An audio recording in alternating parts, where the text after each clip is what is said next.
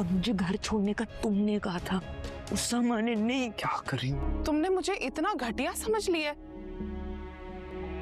तुम्हें बुरा नहीं लगता मैं उसामा के कमरे में रहती हूँ? सिंपल। और तुम लोगों ने किंजा के लिए समीर को चुना?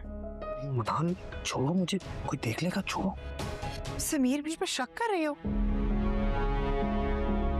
तो पहले तुमसे सर्टिफिकेट लेते ना कि अच्छे हैं कि नहीं। बिलाल भाई तो बहुत मेहरबान हो गए तुम पे। तुम्हारे बिलाल भाई लाते, वरना तो नहीं देते मुझे। क्या हो गया माहम?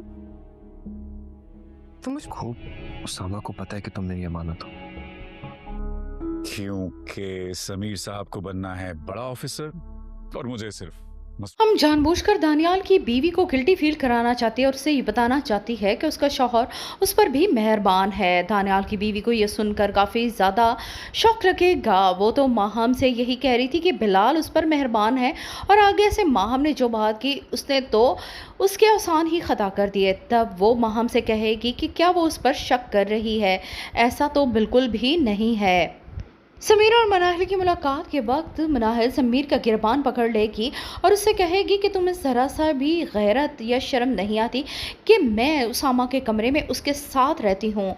तब वो उसे यही कहेगा कि इसमें कौन सी बात है, उसामा को मालूम है कि तुम मेरी अमानत हो।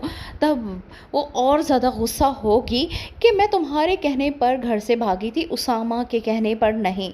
तुम्हें चाहिए कि तुम मेरी बात मानो, अपने घर वालों को मेरे बारे में बताओ, मगर तुमने तो जैसे ठान ली है कि ऐसा कुछ नहीं करोगे।